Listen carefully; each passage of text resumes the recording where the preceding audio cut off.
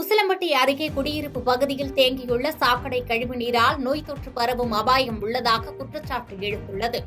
மதுரை மாவட்டம் உசிலம்பட்டி நகராட்சிக்குட்பட்ட 14வது வார்டு கருக்கட்டான்பட்டி கிராமத்தில் 300க்கும் அதிகமான குடும்பத்தினர் வசித்து வருகின்றனர். இந்த கிராமத்திலிருந்து வெளியேறும் சாக்கடை கழிவுநீர் செல்ல வழியில்லாமல் கிராமத்தின் மைய பகுதியான மாரியம்மன் கோவில் முன்பு குளம் போல தேங்கி காணப்படுகிறது. குடியிருப்பு பகுதியின் நடுவே தேங்கியுள்ள இந்த சாக்கடை கழிவுநீரில் உருவாகும் கொசுக்களின் மூலம் அடிக்கடி காய்ச்சல் உள்ளிட்ட நோய்கள் ஏற்பட்டு வருவதாகவும், நோய் தொற்று பரவுவதை தடுக்க முறையான வடிகால் வசதிகளை அமைத்து தர வேண்டும் என உசிலம்பட்டி நகராட்சி நிர்வாகத்திடம் பலமுறை முறையிட்டும் எந்த நடவடிக்கைகளும் எடுக்கப்படவில்லை என வேதனை தெரிவிக்கும் அப்பகுதி மக்கள் மாவட்ட நிர்வாகம் நேரில் ஆய்வு செய்து சாக்கடை நீர் தேங்கி நோய் தொற்று ஏற்படாத வண்ணம் பொதுமக்களை பாதுகாக்க வேண்டும் என கோரிக்கை எழுந்துள்ளது.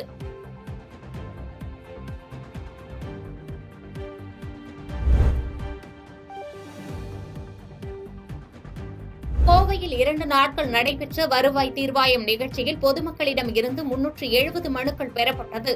கோவை வட்டாட்சியர் அலுவலகத்தில் வருவாய் தீர்வாயத்தின் கீழ் ஜமாபந்தி கோவை வடக்கு வருவாய் கோட்டாட்சியர் கோவிந்த் பஸ்கான் தலைமையில் நடைபெற்றது. கடந்த 2 நாட்களாக நடைபெற்ற ஜமாபந்தியில் துடியலூர், திப்புணர், கவுண்டம்பாளையம் உள்ளிட்ட 7 கிராமத்திலிருந்து பொதுமக்களிடமிருந்து பல்வேறு கோரிக்கைகள் தொடர்பாக மொத்தம் 370 மனுக்கள் பெறப்பட்டது. இம்மனுக்களின் மீது விரைவாக உரிய விசாரணை மேற்கொண்டு தீர்வு காணுமாறு மாவட்ட வருவாய் அலுவலர் அறிவுறுத்தினார். மேலும் கிராம கணக்குகள் தொடர்பான கோப்புகளை பார்வையிட்டு ஆய்வு செய்து கணக்கு பதிவேடுகளை முறையாக பதிவு செய்து பராமரிக்கவும் சம்பந்தப்பட்ட அலுவலர்களுக்கு அறிவுறுத்தினார்.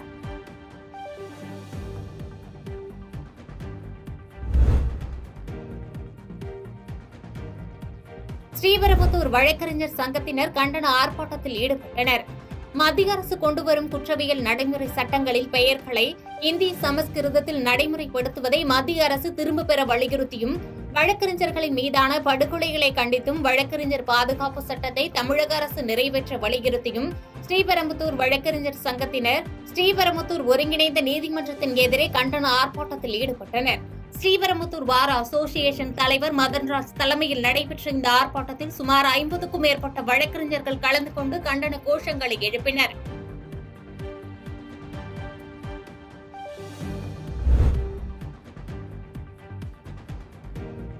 ராஜபாளையம் அருள்மிகு மாயூரநாதர் சுவாமி திருக்கோவிலில் ஆணி பெருந்திருவிழா கோலாகலமாக நடைபெற்றது. விருதுநகர் மாவட்டம் ராஜபாளையத்தில் இந்து சமய அறநிலைத்துறைக்கு பாத்தியப்பட்ட அஞ்சல் நாயகி உடனுரை அருள்மிகு மாயூரநாதர் சுவாமி கோயில் அமைந்துள்ளது. இக்கோவிலில் ஆணி பெருந்திருவிழா இந்த ஆண்டு கடந்த 13ஆம் தேதி கொடியேற்றத்துடன் தொடங்கியது. இந்த நிலையில் முக்கிய நிகழ்வான திருத்தேரோட்டம் இன்று அதிகாலை வெகு விமர்சையாக நடைபெற்றது. சிறப்பு அபிஷேகம், அலங்காரம் செய்து திருத்தேரில் சுவாமி எழுந்தருளி பக்தர்களுக்கு காட்சியளித்தார். பின்னர் நகரை சுற்றியுள்ள சத்திரப்பட்டி, சேத்தூர், தலவாய்புரம் உள்ளிட்ட பல்வேறு பகுதிகளில் இருந்து 5000த்திற்கும் மேற்பட்ட பக்தர்கள் சங்கு மற்றும் சிவவாத்தியங்கள் முழங்கியவாறு சிவசிவ கோஷத்துடன் திருத்தேரை வடம் பிடித்து இழுத்தனர். தேர் திருவிழாவை ஒட்டி டிஎஸ்பி அழகேசன் தலைமையில் 100க்கும் மேற்பட்ட காவல்துறையினர், ஊர்காவல் படையினர், தீயணைப்பு துறையினர் பாதுகாப்பு பணியில் ஈடுபட்டிருந்தனர்.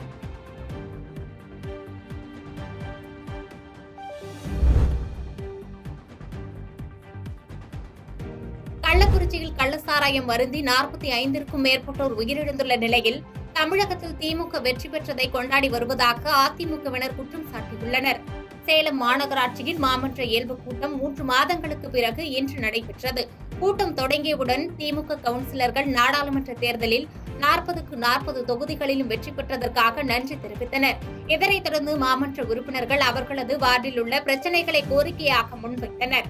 அப்போது திமுக மாமன்ற உறுப்பினர்கள் ஒருவர் பின் ஒருவராக எழுந்து மக்கள் பிரச்சினையை பற்றி பேசாமல் நாடாளுமன்ற தேர்தலில் திமுக தமிழகம் முழுவதும் வெற்றி பெற்றதை பற்றியும் இதற்காக உழைத்த மாமன்ற உறுப்பினர்களுக்கு நன்றி தெரிவித்து வந்தனர். இதனால் ஆத்திரமடைந்த அதிமுக மாமன்ற உறுப்பினர்கள் மக்கள் பிரச்சினையை பற்றி பேசாமல் திமுக புகழ்பாடும் கூட்டம் என கூறி மாமன்ற கூட்டத்திலிருந்து வெளிநடப்பு செய்தனர். பாதகம் செய்பவரை கண்டால் நாம் பயங்கொள்ளலாகாது பாப்பா, மோதி மிதித்து விடு பாப்பா, அவர் முகத்தில் உமிழ்ந்து விடு பாப்பா. அண்மை செய்திகளை உடனுக்குடன் தெரிந்து கொள்ள இணைந்திருங்கள் இயம்நாடு தொலைக்காட்சியுடன்.